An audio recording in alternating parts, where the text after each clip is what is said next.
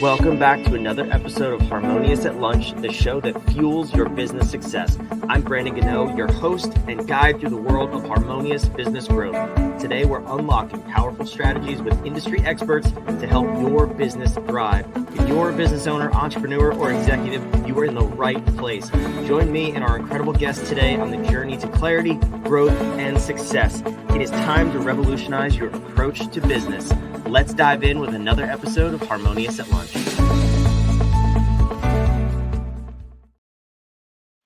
Welcome back into some more bite-sized business advice. And today we're talking about everybody's favorite social media platform. Maybe, I don't know, I'm making things up, but we're talking about LinkedIn. If you like it, if you hate it, I don't know. Stick around. I promise you're going to learn something. And I have an amazing guest with me who's going to facilitate this conversation because, you know, if you're a listener of the show, I know nothing about LinkedIn. So Colin Hirdman, welcome to the show and thank you for being here.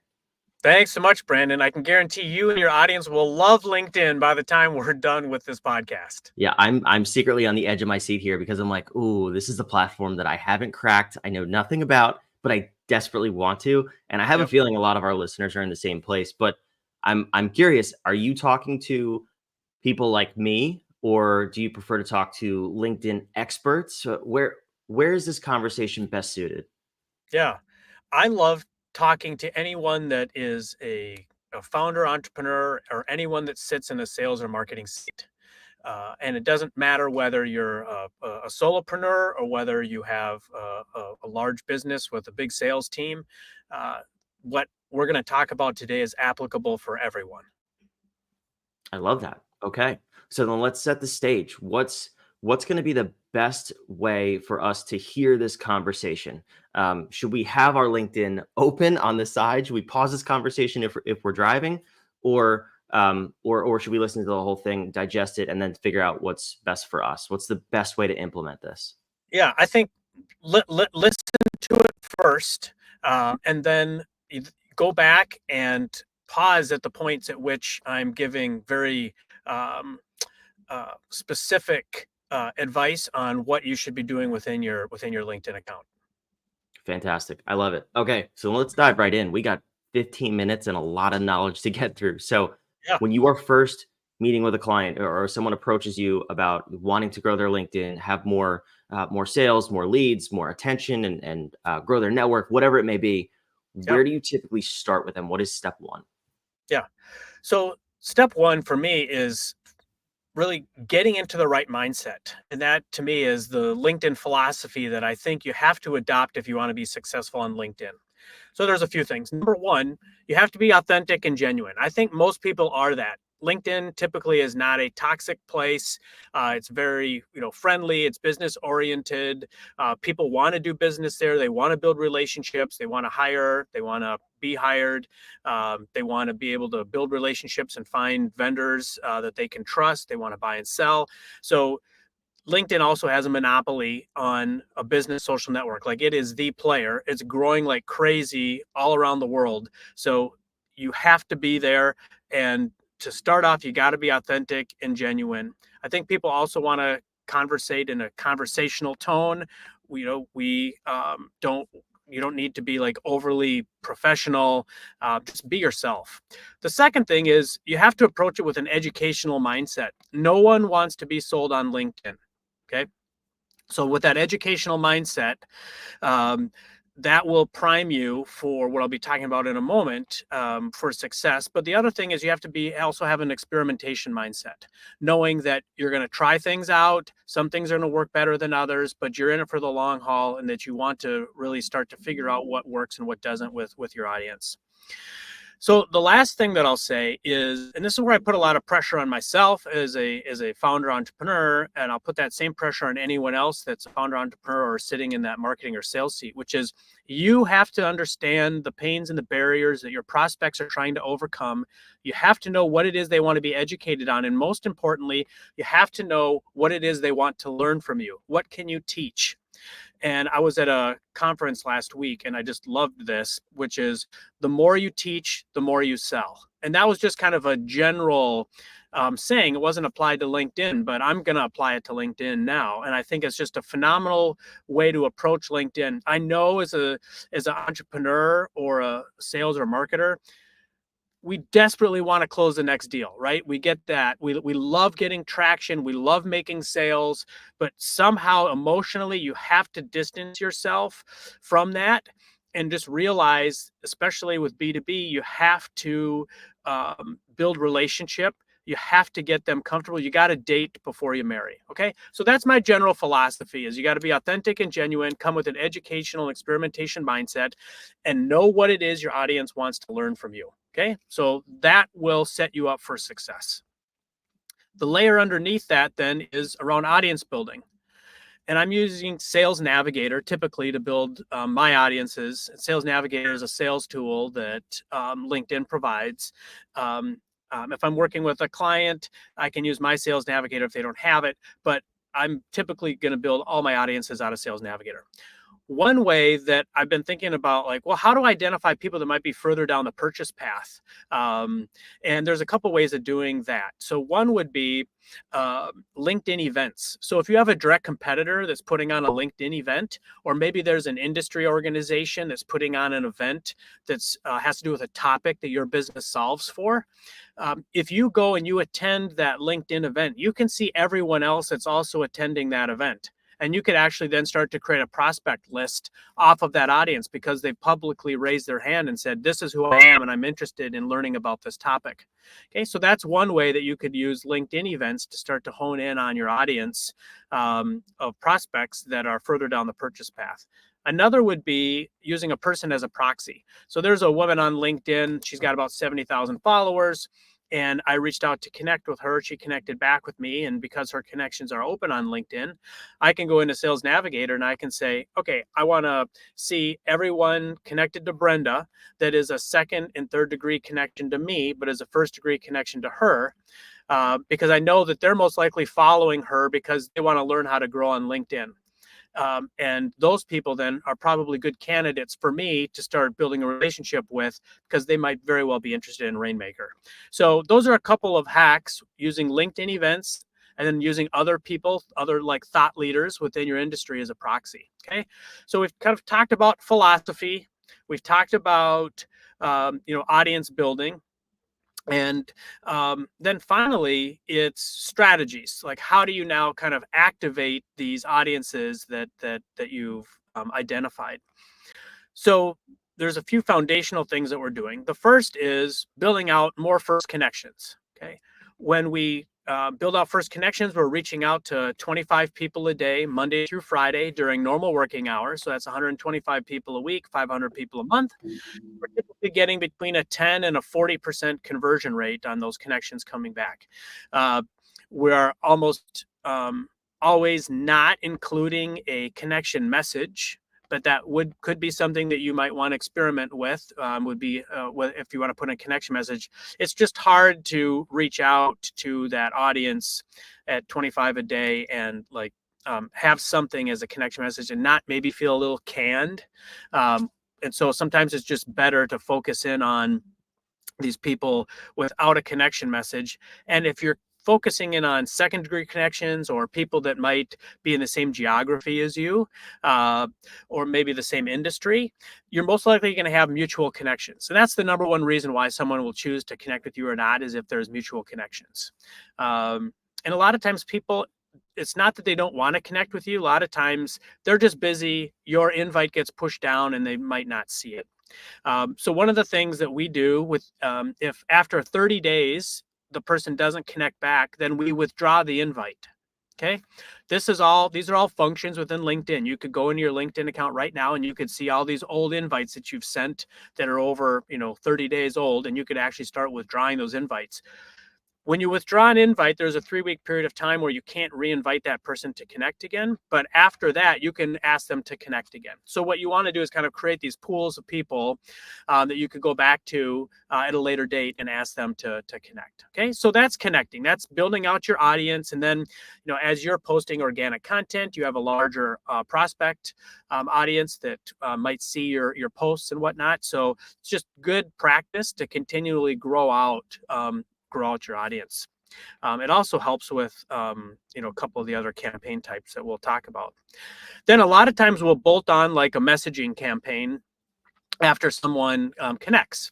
And so, I'm saying, build probably 2 or 3 messages out.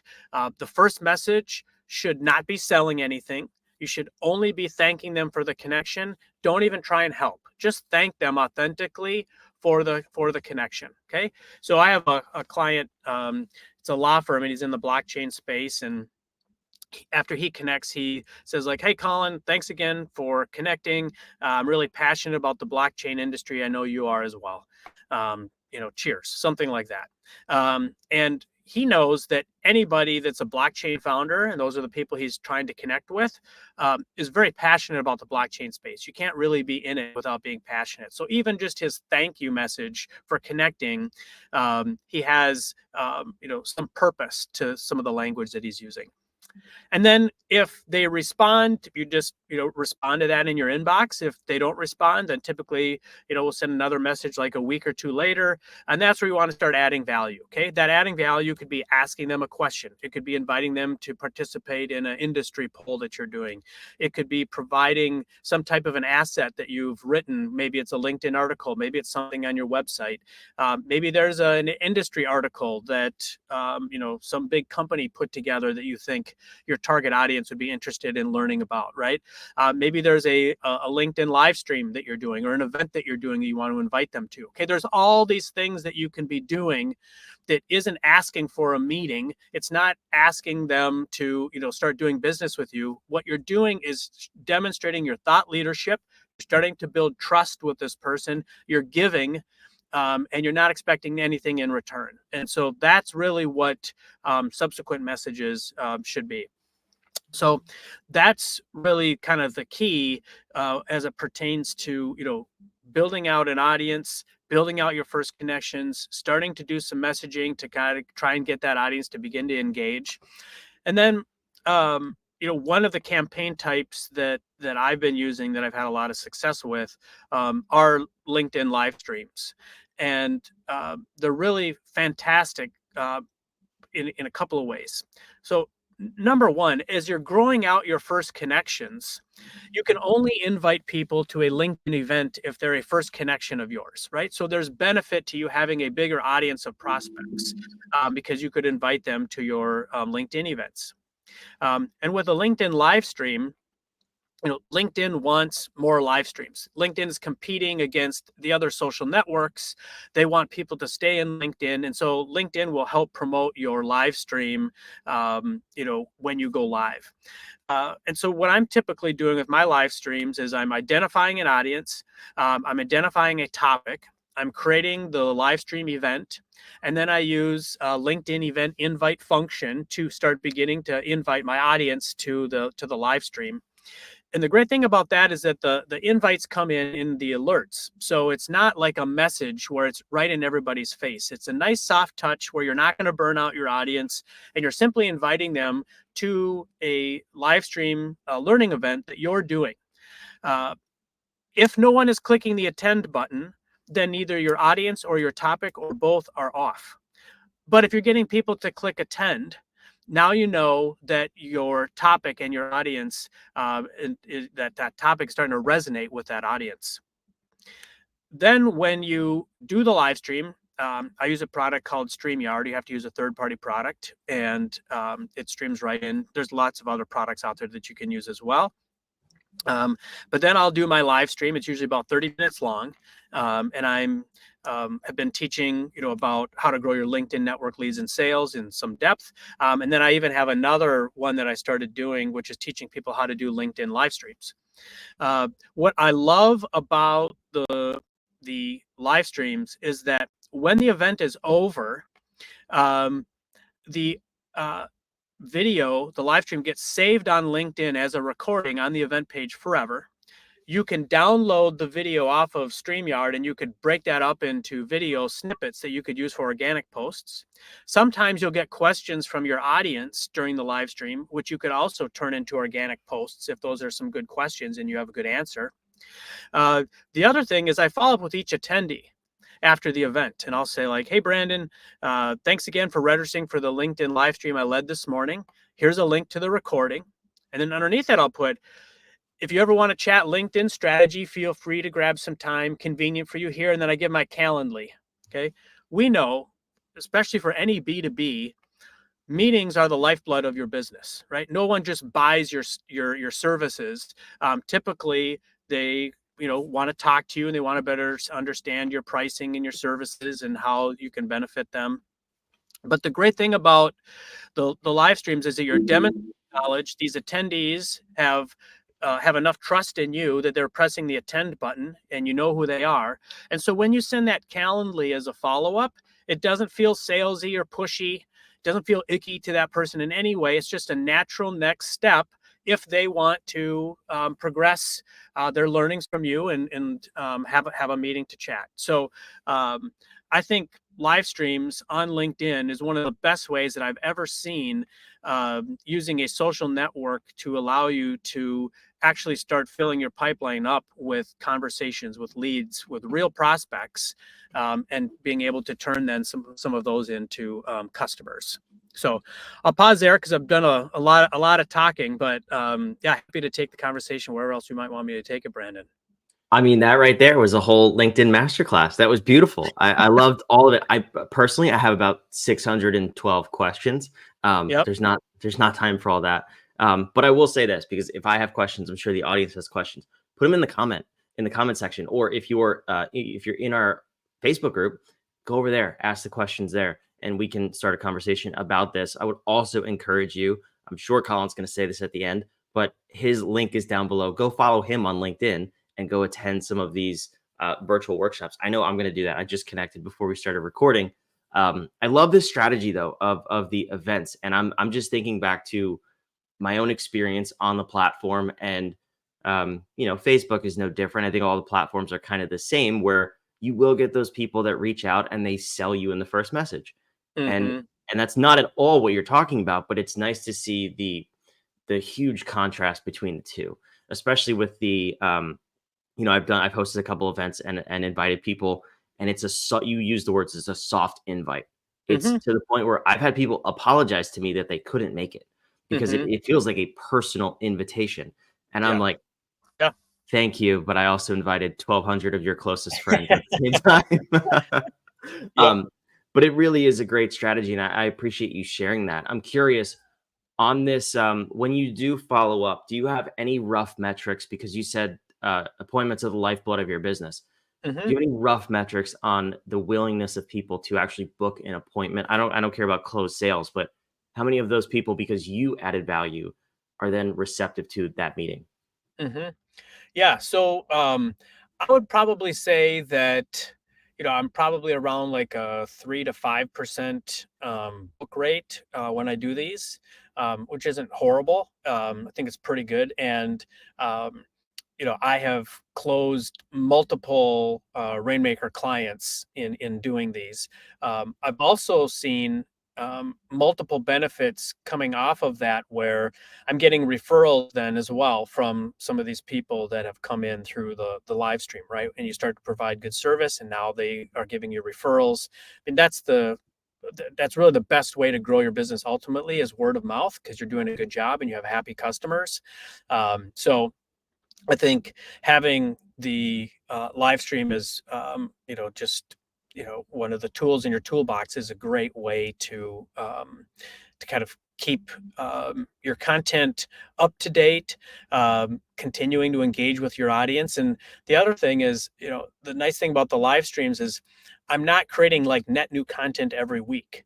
I have essentially been using a lot of the same content over the last like 5 or 6 months since I started doing it. So I've made small iterations to it, certainly, but I'm not spending tons of time trying to think of like what to say. I've already identified a live stream, a topic area, and content that has high value. And so now I'm just reaching out to different discrete audiences, right? So I'm doing it for founders, or for sales executives, or for business coaches, or fractionals, right? So, and I'm marketing then these live streams to those different audiences discreetly.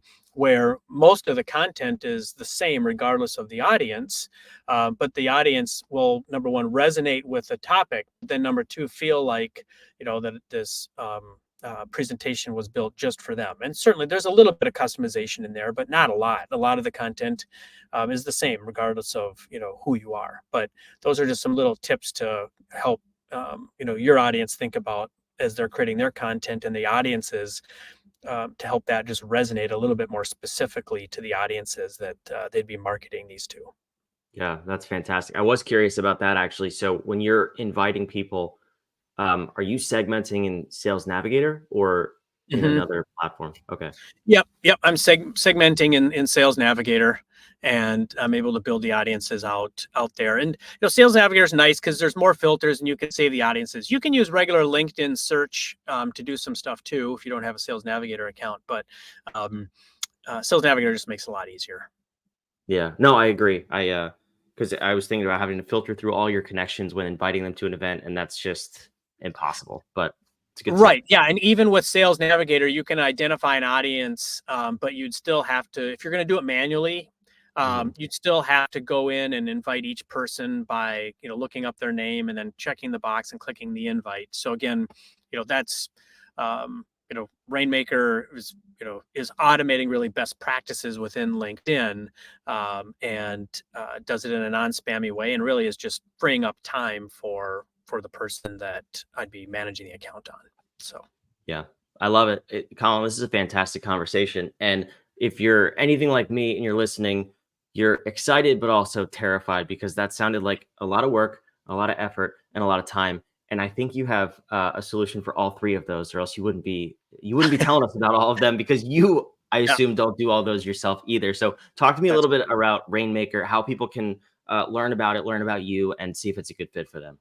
Yeah, that's great. Well, I mean, ultimately, Rainmaker, like I said, is just automating best practices on LinkedIn, and everything that I'm doing is within my client's LinkedIn account, so they can log in anytime and see the invites sent. They can see messages sent. They can look at their LinkedIn analytics, and that'll be representative of everything that they and I am doing on the account. I really want rainmakergrows.com to be an educational resource. So there's information about like my whole live stream process. There's a live stream page on the website that people can go and they can look at the whole process and how I use live streams on LinkedIn. There's a campaigns page that talks about like the 12 campaign types that we automate that they could look at to get an understanding of like what they should be doing on their account. Again, they could go do all this manually if they wanted. And then the consult button on that just books a time with me. So right now I'm the only person in Rainmaker, so I'm doing all the strategy work with the clients, and then I'm doing all the automation with my software and my process on the back end. But I love talking about this stuff, and I really love helping entrepreneurs, founders, and anybody that's sitting in a sales or marketing seat better understand how to use LinkedIn. So feel free to grab some time, convenient for you through any of those links on the site, and I'd love to have a chat. I love it. Colin, thank you so much for being here. Thanks so much for having me, Brandon. Appreciate it. Yeah, this is fantastic. I'm excited to take the next step. Go follow Colin on LinkedIn, as I already told you, and go to some of these live, the virtual events that he's talking about. See how he does his process, and all the links and everything are down below. So go check it out wherever you're watching or listening, and make sure you subscribe. We'd love to have you back. I love putting out content 5 days a week. If you're crazy enough to listen to all 5 episodes every week and you're not hitting the subscribe button, I mean, come on, are we even friends yet? But anyway, we want to help you build a more harmonious business and life 5 days a week. We'll see you on tomorrow's episode of Harmonious at Lunch.